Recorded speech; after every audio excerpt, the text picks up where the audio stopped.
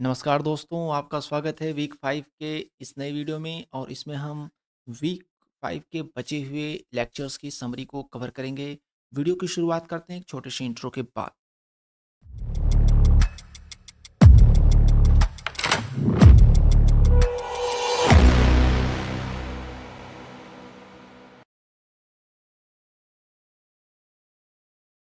तो 5.7 में scope of variables के बारे में सर ने बात किया है। स्कोप ऑफ वेरिएबल्स ये है फंक्शनल प्रोग्रामिंग के सारे पार्ट्स हैं इसके और आगे आने वाले जो लेक्चर्स हैं इसमें क्या है स्कोप ऑफ वेरिएबल, आइए बताते हैं।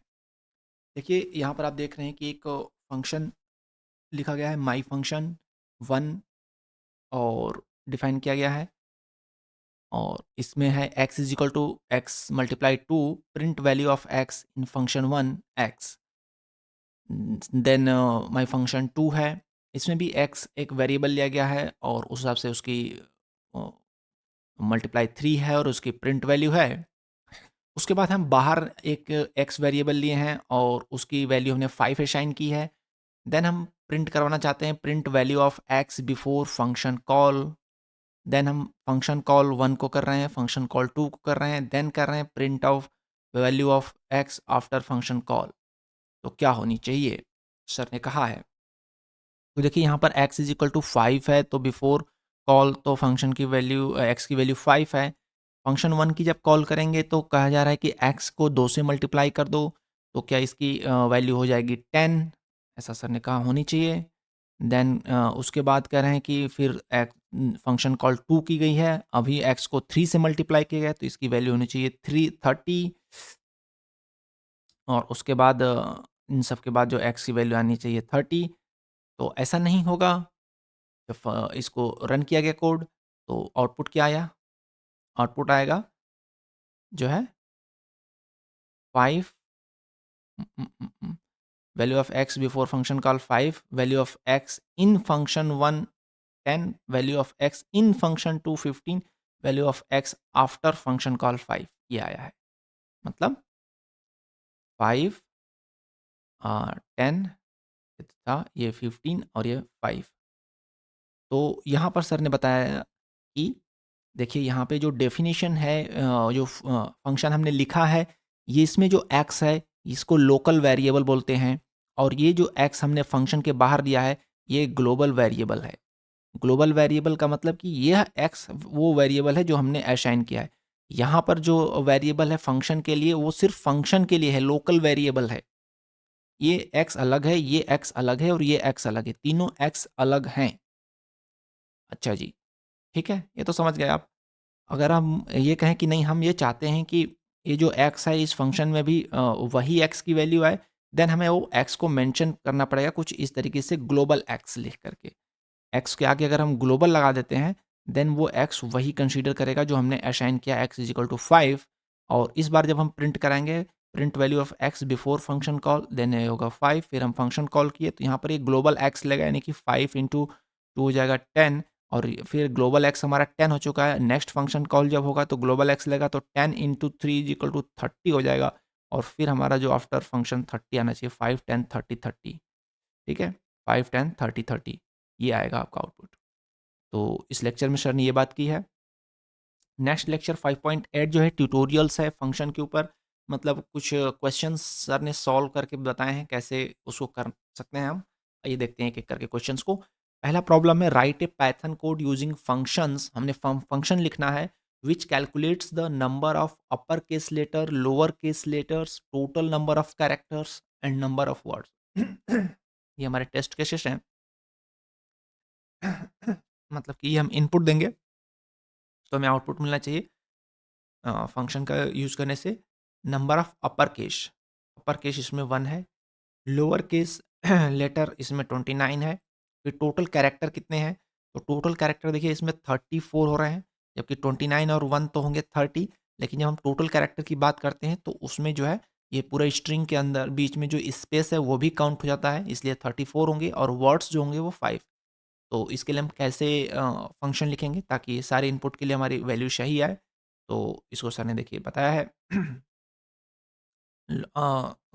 अपर क्लेस लेटर के लिए डेफ अपर एस स्ट्रिंग जाएगा, अपर की value 0 for c in s, उस स्ट्रिंग में हम इटरेट करेंगे for c in s if c dot is upper string के लिए यूज होता है पैरेंथेसिस लगा के, अगर तो ये बताता है ट्रू या फॉल्स देगा, अगर वो अपर केस है नहीं तो नहीं, अगर वो है देन अपर की जो हमने वेरिएबल लिया है is equal to upper plus 1 हो जाएगा, रिटर्न कर देगा अपर। तो यहाँ से आपको मिल जाएगा how many upper case letters are there. Lower case letter के लिए same lower is equal to 0 कर देंगे, इटरेट कर देंगे, इज लोअर फंक्शन का यूज करेंगे, स्ट्रिंग का है पैरेंथेसिस लगा के, अगर है तो lower is equal to lower plus 1 और रिटर्न लोअर हो जाएगा। Upper and lower checking is very easy. Next था काउंट ऑफ कैरेक्टर्स, कितने कैरेक्टर्स हैं। तो देखिए कैरेक्टर्स को उन्होंने 0 से इनिशिएट किया for c in s, s जो हमारे स्ट्रिंग है उसमें जो कुछ भी वो कैरेक्टर है, तो हर एक चीज़ के लिए कैर चार्स इज इक्वल टू चार्स प्लस 1 कर देंगे, तो वो कैरेक्टर में एड 1 इंक्रीमेंट होता जाएगा और लास्ट में कैरेक्टर रिटर्न जाएगा। It is also so easy, क्योंकि जो भी स्ट्रिंग में स्पेस है उसको भी ये +1 काउंट करेगा for c in s. Okay, then आता है नंबर ऑफ वर्ड्स कितने हैं। तो देखिए वर्ड्स की हम काउंटिंग कैसे करेंगे, वर्ड्स की काउंटिंग हम तब करेंगे जैसे ही हमें दो वर्ड्स के बीच में जो हमें स्पेस मिलता है, स्पेस के हिसाब से काउंटिंग करेंगे। लेकिन ये ध्यान रखिए कि जो लास्ट वर्ड होगा उसके बाद तो कोई स्पेस नहीं होगा, इसलिए हम वर्ड्स की काउंटिंग 1 से स्टार्ट करते हैं, इनिशिएट ही 1 से कर रहे हैं। For c in s if c is equal to this space, space लिखा गया है 1 स्पेस है, तो अगर स्पेस है तो क्या करेगा कि words is equal to word plus 1 कर देगा, रिटर्न वर्ड्स कर देगा। इसलिए हमने 1 से इनिशिएट किया क्योंकि लास्ट वर्ड जो होगा उसके बाद स्पेस नहीं मिलेगा, उस स्ट्रिंग खत्म हो जाएगी, तो इसलिए हमने 1 से इनिशिएट किया कि 1 ऑलरेडी डेड है एंड +1 करके रिटर्न वर्ड्स हो जाएगा। तो ये फंक्शन जो काम करेगा इस प्रॉब्लम के लिए काम करेगा। देखिए सेंटेंस इनपुट लिया गया, enter the sentence, you letters पर सेंटेंस, यू लेटर जगह print total number of upper case character जो होगा यू लेटर्स हो गया। फिर एल लेटर्स में इज इक्वल टू लोअर हमने किया फंक्शन कॉल और सेंटेंस उसमें दिया जो है एट्रीब्यूट,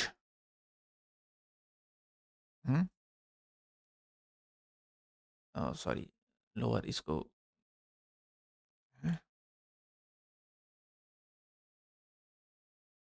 हमने उसमें दिया आर्गुमेंट दिया लोअर के सेंटेंस को, then print total number of lower case characters is equal to L letters हमारा आ जाएगा, इसी तरह characters and words.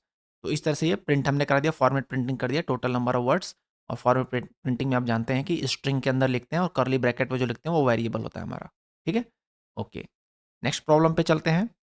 Right a Python code using functions to calculate area and perimeter of circle and rectangle, ठीक है। तो test cases है यहाँ पर अगर हमें इनपुट मिलता है सर्किल तो उसका हम पेरीमीटर कैलकुलेट करेंगे, और अगर रेक्टेंगल मिलता है तो पेरीमीटर और एरिया कैलकुलेट करेंगे, जैसा हमें मिलता है इनपुट उस हिसाब से करना है।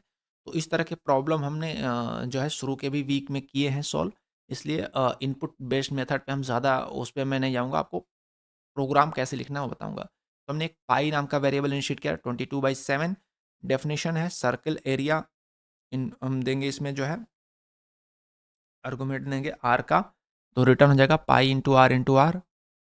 सर्किल पैरामीटर का जो होता है डेफिनेशन होता है 2 πr, 2 × π × r। रेक्टेंगल एरिया देंगे, अगर हम रेक्टेंगल का है तो एरिया के लिए लेंथ एंड ब्रेथ देंगे इसका इनपुट, तो रिटर्न हो जाएगा L × b। और रेक्टेंगल का पैरीमीटर अगर हमें निकालना है तो अगर इसमें हम देते हैं आर्गुमेंट L × b का, तो रिटर्न हो जाएगा 2 × L + b। देखिए प्लॉट आर के लिए इनपुट लिया, enter the radius of the circle, c area is equal to circle area of, call कर देंगे, फॉर्मेट प्रिंटिंग के द्वारा ये कॉल ली गई है। यहाँ पर जो है सेकंड एग्जांपल सर ने इसमें लिया है इनपुट बेस पे जो है चीज़ें कैलकुलेट करना, इनपुट लेना सर्किल या रेक्टेंगल, फिर क्या चाहिए उसको पैरीमीटर चाहिए या वो चाहिए एरिया चाहिए, उस हिसाब से वो फंक्शन अप्लाई हो। तो एलिफ इफ़ और एलिफ स्टेटमेंट का यूज़ होगा, जो कि हम ऑलरेडी जीआरपीए में काफ़ी कर चुके हैं, इसलिए मैं उसको नहीं बता रहा हूँ। आप सिंपल उसमें उन्होंने कुछ प्रॉब्लम्स के सॉल्यूशन डिस्कस किए हैं। तो आप समझ लो कि अगर हमें यूज़र इनपुट बेस पे जो है ये चीज़ कैलकुलेट करना, तो इफ़ एलिफ लगा करके फिर हम इस फंक्शंस को यूज़ करेंगे, तो वहाँ से as a user choice calculation आएगा।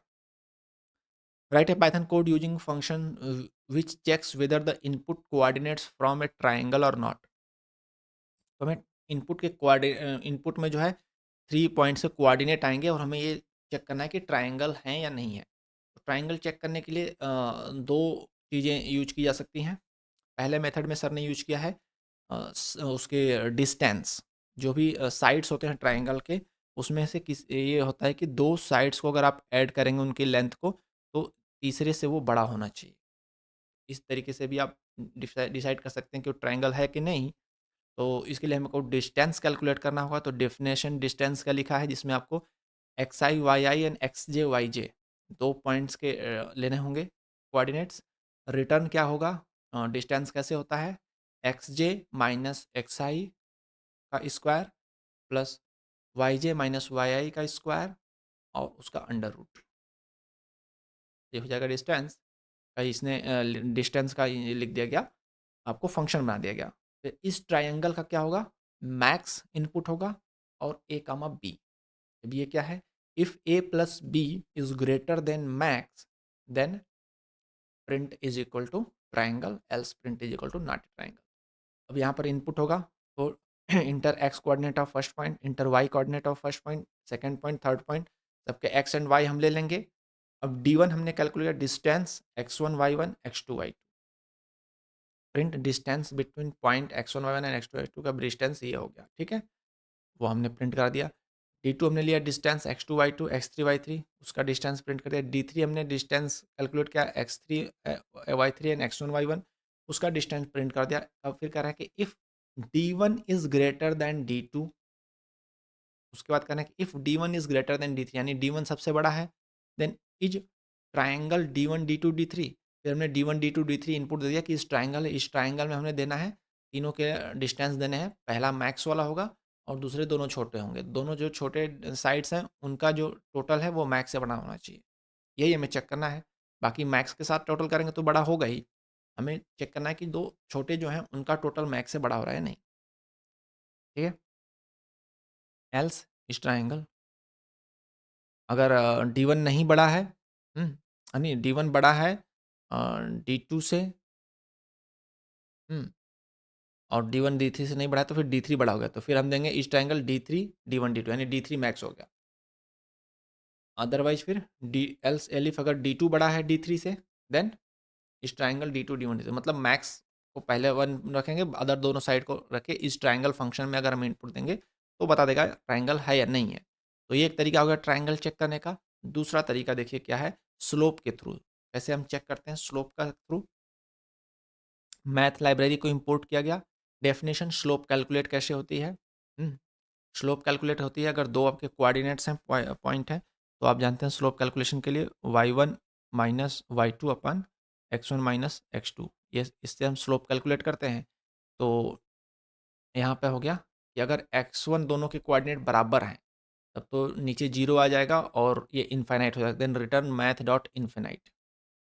तो ये जाएगा कोऑर्डिनेट के बराबर, तो नहीं है देन हम y1 y minus y two upon x1 minus x2, इस तरह से उसको स्लोप कैलकुलेट करेंगे। तो इस स्लोप के लिए डेफिनेशन फंक्शन लिख दिया गया। हम यहाँ पर इनके कोऑर्डिनेट्स ले लेते हैं इनपुट में। S1 हमने स्लोप किया, x1 और x2 के बीच का स्लोप लिया, S2 हमारा स्लोप हो गया x2 और x3 के बीच में, ठीक है। Slope of the line connecting points x2 y2 and x3 y3 का स्लोप हो गया, हमने प्रिंट करा। If S1 is not equal to S2, अगर x1 x2 का स्लोप जो है x2 x2 के बराबर नहीं है, then print triangle, otherwise not a triangle. कहने का मतलब कि अगर दोनों का स्लोप बराबर नहीं है, अब स्लोप मतलब अगर दोनों पैरेलल लाइन होंगे तो स्लोप बराबर नहीं होंगे, अरे बराबर होंगे, स्लोप अगर बराबर होंगे तो दोनों पैरेलल हो गए, फिर वो ट्राइंगल नहीं बनाएंगे। स्लोप बराबर नहीं है मतलब वो पैरेलल लाइन नहीं है, तो वो एक ट्रायंगल बनाएंगे। ठीक है, तो स्लोप के तरीके से हो गया और डिस्टेंस के तरीके से, दोनों तरीके से आपने देखा। देन आते हैं नेक्स्ट लेक्चर जो है इटरेटर एंड जनरेटर है। तो इसका क्या यूज है फंक्शनल प्रोग्रामिंग में, तो आइए देखिए। ये फ्रूट्स नाम का लिस्ट है और इसमें हमें अगर इसकी लिस्ट के ऑफ आइटम्स प्रिंट करें तो for fruit in fruits print fruit करेंगे तो हमें सारे आइटम की नाम ऐसे मिल जाएगा प्रिंट में। बट हमें ये जानना है कि कौन सा आइटम किस नंबर पे है, उसका क्या इंडेक्स है। तो फिर हम हमारे पास क्या ऑप्शन है, तो फिर हम अगर उसमें अगर प्रिंट कराते हैं, मान लेते हैं फॉर आई इन फ्रूट्स करके प्रिंट फॉर आई अगर लिख देते हैं in fruits and print i comma fruits of i, अगर हम इस तरीके से करते हैं फ्रूट्स ऑफ आई, तो कैसे आउटपुट मिलेगा, फिर आउटपुट हमें मिलेगा, सॉरी सॉरी सॉरी, ये नेक्स्ट है इसके बाद। अभी यहाँ पर जो सर ने डिस्कस किया है ये तो इसके बाद अभी डिस्कशन है। अभी जो सर ने डिस्कस किया है कि अगर हमें ये सारे नाम जो है एक साथ मिल जा रहे हैं, हमें एक साथ नाम नहीं चाहिए, हमें चाहिए कि जब हम चाहें तब हमें नेक्स्ट नाम मिले। ओके, तो अभी इटरेटर के बारे में हम बात कर रहे हैं, इटरेटर के बारे में। वो तो इटरेटर के बारे में बात कर रहे हैं हम। तो इसके लिए क्या है कि एक फंक्शन है इटर। तो अगर हमने एक वेरिएबल बास्केट बना लिया और फ्रूट्स के आगे इटर लिख दिया, ठीक है, तो बास्केट हमारा एक इटरेटर हो गया। हम्म, तो अगर हम बास्केट को प्रिंट कराएंगे तो कुछ प्रिंट नहीं होगा, वो हमारा इटरेटर है। लेकिन हम उसके साथ नेक्स्ट लगाएंगे, देखिए जब इटरेटर के साथ हमने नेक्स्ट लगाया तो हमें पहला एलिमेंट मिलेगा मैंगो। फिर हम करेंगे प्रिंट नेक्स्ट बास्केट, बास्केट हमारा इटरेटर बन गया है यहाँ पे, समझा। तो अगर हम फिर नेक्स्ट बास्केट करेंगे तो हमें मिलेगा एप्पल। इस तरह से हम जब नेक्स्ट करते करेंगे तब मिलेगा। यहाँ पर हमने हम क्या था कि हमें सारी लिस्ट एक साथ मिल जाती है, अगर हमें सारी लिस्ट एक साथ नहीं चाहिए देन हम ये इटरेटर यूज करेंगे, इटर नाम का फंक्शन लगाएंगे फ्रूट्स के आगे और हमारा बास्केट बन जाएगा इटरेटर। फिर हम बास्केट के आगे नेक्स्ट लगा करके हम एक एक करके चीज़ें निकाल सकते हैं लिस्ट से। ठीक है, अब आते हैं नेक्स्ट, ये है जो जनरेटर है इसको बोलते हैं। ठीक है, जनरेटर का क्या काम है, ये देखिए। ये हमारे पास स्क्वायर का डेफिनेशन लिखा गया, x is equal to zero, limit एक लगाई गई स्क्वायर के आगे, मतलब एक हमारा ये होगा parameter x is equal to zero while x is less than limit, जब तक एक्स की वैल्यू लिमिट से छोटी है। यील्ड, यील्ड फंक्शन का यूज किया गया है, एक्स क्रॉस एक्स और x cross x cross x, ये दोनों चीज़ें अप्लाई होंगी x is equal to x plus one. तो ये जनरेटर है, ये जनरेट करेगा, इसलिए यहाँ पर यील्ड नाम का ये कीवर्ड यूज होता है। अब ए इज इक्वल टू हमने कॉल किया स्क्वायर फाइव, ठीक है, a is equal to square function का हमने कॉल किया, लिमिट दे दिया फाइव। अब क्या होगा, एक्स की स्टार्टिंग जीरो से ही होगी, एक्स की स्टार्टिंग जीरो से होगी, वाइल एक्स की लिमिट जो है पाँच से छोटी है। देन प्रिंट नेक्स्ट ए, नेक्स्ट ए। तो अब क्या होगा, नेक्स्ट ए क्या होगा, एक्स का यहाँ पर हो जाएगा स्क्वायर और यहाँ पे हो रहा है क्यूब, हो जाएगा जीरो जीरो और जीरो जीरो, जीरो और जीरो, स्क्वायर भी जीरो और क्यूब भी जीरो। ठीक है, उसके बाद क्या हो रहा है, x is equal to x plus one हो रहा है। अब एक्स की वैल्यू वन हो गई, तो अब फिर स्क्वायर हो जाएगा वन और क्यूब हो जाएगा वन। फिर एक्स की वैल्यू टू हो गई तो स्क्वायर हो गया फोर और क्यूब हो गया एट। और ये तब तक चलेगा जब तक कि एक्स की value while x is less than limit, limit हमने फाइव दी है, एक्स की वैल्यू फाइव से छोटी रहेगी, यानी कि एक्स की वैल्यू अभी थ्री होगी तो ये हो जाएगा नाइन और ये हो जाएगा ट्वेंटी सेवन। एक्स की वैल्यू फोर होगी तो ये हो जाएगा सिक्सटीन और ये हो जाएगा सिक्सटी फोर। तो यहाँ तक जाएगा ये, इसको बोलते हैं जनरेटर और ये है इटरेटर, दोनों एक साथ यूज हो रहा है, इटरेटर भी है और ये जनरेटर भी है। ये आपकी वैल्यू जनरेट कर रहा है और इटरेटर मतलब नेक्स्ट फंक्शन इसके साथ यूज हुआ है, तो ये इटरेटर है और जनरेटर, ये दोनों चीज़ें हैं। तो यहाँ पर हमने देखा कि हमें जो है लिस्ट से एक एक आइटम निकालना है, तो हम इटरेटर बनाते हैं, इटर लगा करके, और बास्केट जो हमारा वेरिएबल था वो इटरेटर बन जाता है। हम नेक्स्ट नेक्स्ट लगा करके एक एक आइटम यहाँ से एग्जीक्यूट कर सकते हैं। और ये था हमारा जनरेटर, जहाँ पर हम एक्स की वैल्यू यहाँ से इनिशिएट करनी है वो ऑलरेडी उसमें दिया हुआ है। यहाँ पर वाइल यूज होगा, जो अभी हमने लिमिट देंगे उसके साथ, और यील्ड फंक्शन यूज होगा यहाँ पे जनरेट करने के लिए, और उसके साथ इंक्रीमेंट भी होता रहेगा।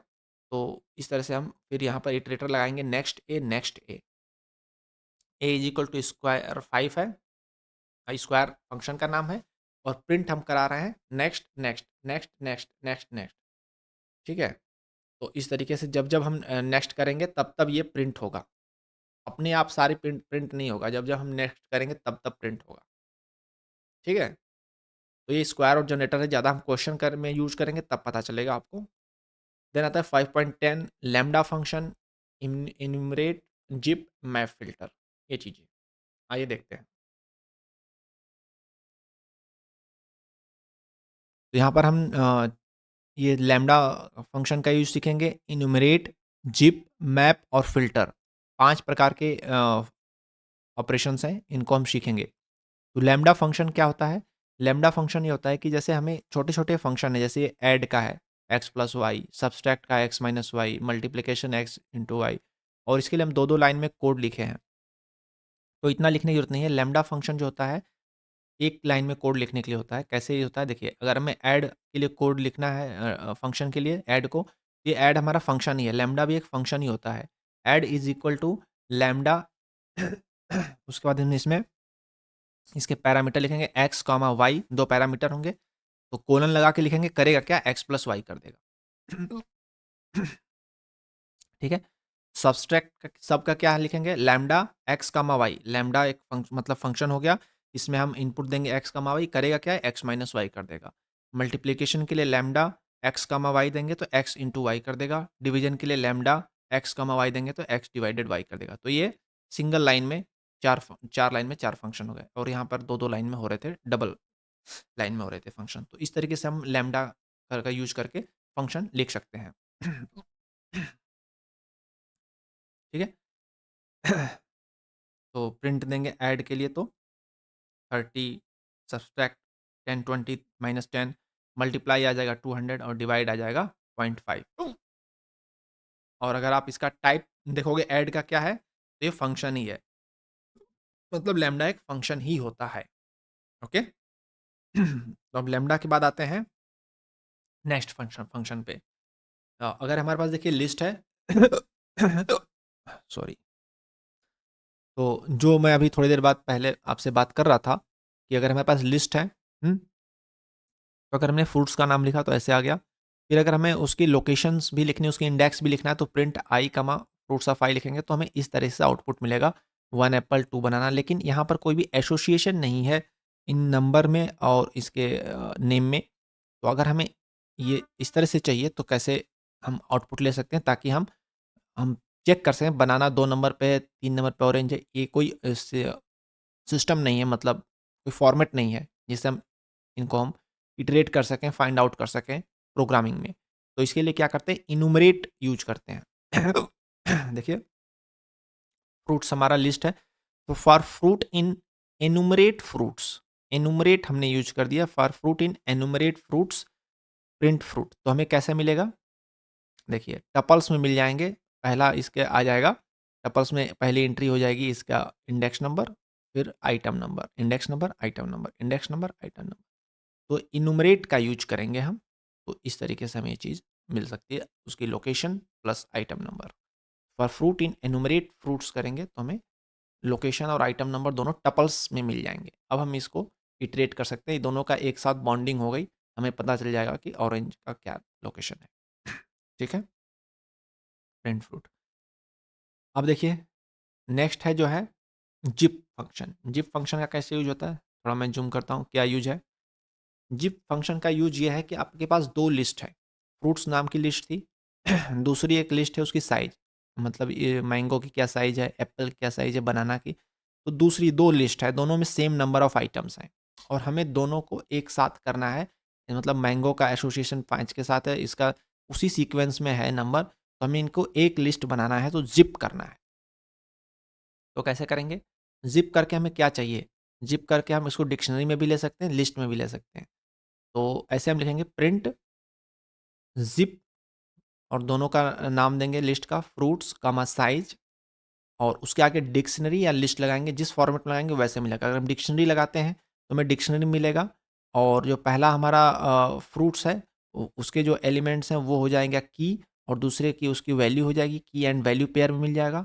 अगर हम लिस्ट बोलते हैं तो लिस्ट ऑफ टपल्स मिलेंगे हमें, पहला एलिमेंट और दूसरा मैंगो और उसके साथ 5 का टपल, एप्पल के साथ 5 का टपल टपल तो ये टपल लिस्ट ऑफ टपल्स मिल जाएगा हमें, टपल्स की हमें लिस्ट मिल जाएगी। तो जिप फंक्शन का यूज होता है दो अलग अलग लिस्ट को जिप करके एक बनाने के लिए। तो जिप के बाद ब्रैकेट में हम दोनों लिस्ट का नाम लिखेंगे, उसके आगे हम लिस्ट या डिक्शनरी लिखेंगे हमें किस तरीके से वो चीज़ चाहिए।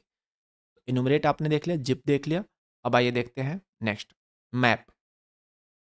मैप का कैसे यूज़ करते हैं आइए बताते हैं। जैसे एक लिस्ट ए है और बी है, हमें दोनों का सब्सट्रैक्शन चाहिए, तो हमें ऐसे करने से ए माइनस बी करने से नहीं मिलेगा, एरर शो करेगा। अब हम हमारे पास क्या है कि हम एक सब्सट्रैक्ट का हम एक लिख लेते हैं डेफिनेशन, एक फंक्शन लिख लेते हैं def sub x comma y is equal to return x minus y. ठीक है, सिंपल एक फंक्शन हो गया सब्सट्रैक्शन के लिए। अब हम इसकी मैपिंग करेंगे ए और बी का, c is equal to map, subtraction function को हम ए कामा बी से मैप कर दिए, मतलब कि इसके हर एलिमेंट का इसके हर एक एलिमेंट से मैप हो गया। तो मैप फंक्शन यूज होता है ए कामा बी और उसके साथ फंक्शन। तो हम इस तरह से इसमें इनपुट देंगे और प्रिंट करेंगे लिस्ट ऑफ सी, तो अब हमें सी का वैल्यू जो हमें लिस्ट में मिल जाएगी 5 10 15 20 25 30। तो ए के हर एलिमेंट से बी के एलिमेंट को माइनस करते कर लिस्ट मिल जाएगी। तो इस तरीके से मैप का यूज होता है, मैप फंक्शन का, जिसमें हम जो पैरामीटर देते हैं वो फंक्शन नेम देंगे और किस तरीके से हमें कौन कौन सी लिस्ट को एलिमेंट्स को मैप करना है वो देंगे। तो ये है मैप का यूज। इसी वजह से अगर हम इंक्रीमेंट करना चाहते हैं कि हम ए के जो वैल्यू है उसको 1 से इंक्रीमेंट करना चाहते हैं, तो हमने एक फंक्शन लिख लिया def increment x return x plus 1। ठीक है, एक एलिमेंट के लिए लिखेंगे, लिस्ट के लिए नहीं लिखेंगे, एलिमेंट के लिए लिखेंगे। फिर हम लिखेंगे c is equal to map increment comma a. हम इसमें एक इनपुट भी दे सकते हैं, दो इनपुट भी। यहाँ पर हमने दो लिस्ट का इनपुट दिया था सब्सट्रैक्शन लिख के, अभी हमें एक ही देना है, उसी में प्लस 1 करना है, तो हमने इंक्रीमेंट फंक्शन का नाम दिया, मैप लगाया और ए, मतलब हर एलिमेंट पे उसके ये फंक्शन अप्लाई होगा, और प्रिंट कर देंगे लिस्ट ऑफ सी। तो क्या प्रिंट होगा, एक में एक एक जुड़ जाएगा, 10 20 30 40 50 60 है, तो यहाँ पे जो आ जाएगा वो आ जाएगा 10 नहीं, 10 नहीं आएगा, एक एक इंक्रीमेंट हो जाएगा ना। फिर यहाँ पर आपका आ जाएगा 11 21 31 40 51 और 61। तो ये चीज़ आ जाएगी। नेक्स्ट देखिए इंपोर्ट मैथ, यहाँ पर फिल्टर फंक्शन का यूज होगा। एक लिस्ट है 25 माइनस 16 9 81 माइनस 100 है। डेफिनेशन हमें स्क्वायर रूट निकालना है एन का, हमें पता है मैथ लाइब्रेरी हमने इंपोर्ट किया, तो return math dot square root n कर देंगे तो हमें स्क्वायर रूट मिल जाएगा। लेकिन आप देखिए यहाँ पर दो निगेटिव वैल्यूज़ हैं। अब ये हमें अगर रन करेंगे तो हमें एरर शो करेगा, क्योंकि निगेटिव का स्क्वायर रूट नहीं होता है, हमें सिर्फ पॉजिटिव का स्क्वायर रूट लेना है। फिर हम डेफिनेशन लिखेंगे पॉजिटिव के लिए, कैसे कि अगर डिफ इज पॉजिटिव, अगर वो पॉजिटिव है तो बता देगा, ट्रू देगा। Then n, if n is greater than or equal to 0, positive के लिए हमने यहाँ पर एक फंक्शन ही लिख दिया, इस पॉजिटिव फंक्शन लिख दिया, अगर 0 है उससे बड़ा है देन हम एन रिटर्न करेगा। ठीक है, ओके। देन हमने मैप किया square root comma filter is positive a. अब देखिए मैप हुआ है, मैप में क्या मैप हुआ है, स्क्वायर रूट फंक्शन के लिए मैप हुआ है। क्या जाएगा, फिल्टर करके जाएगा, और फिल्टर के अंदर हमने दिया है इज पॉजिटिव ए। अगर ए पॉजिटिव है देन ये आउटपुट देगा ए को, और फिर वो स्क्वायर रूट और ए जाएगा मैप में, और प्रिंट कर दिया लिस्ट ऑफ सी। तो 5.0 3.0 9.0 में मिले। मतलब पॉजिटिव होगा तभी जाएगा। तो फ़िल्टर में भी मैप की तरह ही होता है। फ़िल्टर हम लगाने से हमें देना होता है एक फ़ंक्शन का नाम, और किस में फ़िल्टर लगा रहे हैं वो लिस्ट, तो उसमें से वो फ़िल्टर करके दे देगा और फिर वो फ़िल देगा। तो हम उसी तरीके से मैप के साथ भी हम यूज़ कर लेंगे उसको। तो ये चीज़ हमें मिलेगी। तो हमने यहाँ पर क्या-क्या चीज़ें देखी, एक सम अप कर देता हूँ फिर से। ये लास्ट वाले लेक्चर में हमने लैम्ब्डा फंक्शन देखा, एनुमरेट देखा, जिप देखा, मैप देखा, फ़िल्टर देखा। तो लैम्ब्डा का यूज़ था कि हमें 2 लाइन के कोड को अगर 1 लाइन में लिखना हो तो हम लैम्ब्डा फंक्शन का यूज़ करते हैं और सिंपल है, लैम्ब्डा के बाद सीधे इनपुट देना है, उसे पैरामीटर देना है, फिर कोलन लगा के वो क्या करेगा वो देना है, ठीक? लैम्ब्डा हो गया। एनुमरेट फंक्शन का यूज़ था कि हमें लिस्ट के अगर हमें लोकेशन वाइज़ चाहिए आइटम डिटेल तो हमने एनुमरेट का यूज़ किया था। हमने कैसे यूज़ किया था? इस तरीके से तो ऐसे आउटपुट आ रहा था। एनुमरेट हमने यहाँ पर तो for fruit in for loop के साथ एनुमरेट लगाया था, एनुमरेट फ्रूट्स प्रिंट फ्रूट। तो इसमें जो है टपल्स में आ गए थे सारे लोकेशन और आइटम नेम आ गए थे for fruit in enumerate fruits. उसके बाद जिप को हमने देखा था कि 2 अलग-अलग लिस्ट हैं, तो हमने जिप लगा करके उसके आगे लिस्ट का नाम दिया था और उसको हमें डिक्शनरी में चाहिए या लिस्ट में चाहिए, तो वो हमें लिस्ट ऑफ टपल्स या फिर डिक्शनरी फॉर्म में मिल गए थे 2 अलग-अलग लिस्ट के आइटम एक में। लिस्ट के बाद हमने मैप देखा था, फंक्शन हमने डिसाइड किया था और मैप के बाद फंक्शन नेम और उसके बाद उसमें इनपुट लिस्ट देंगे हम। तो उसके हर एक एलिमेंट पे वो फंक्शन अप्लाई हो करके उसका प्रिंट दे देगा। और उसी मैप में अगर हमें फ़िल्टर करना हो तो हम फ़िल्टर भी लगा सकते हैं। फ़िल्टर भी सेम काम करता है। फ़िल्टर के फंक्शन का नाम लिखो और लिस्ट लिखो तो उस हिसाब से वो फ़िल्टर करके वो आइटम देगा रिज़ल्ट और उस हिसाब से आपका मैप करके वो रिज़ल्ट आएगा। तो यहाँ पर जो है वीक 5 खत्म होता है। आप यहाँ तक बने रहें। इसके लिए आपका बहुत-बहुत धन्यवाद।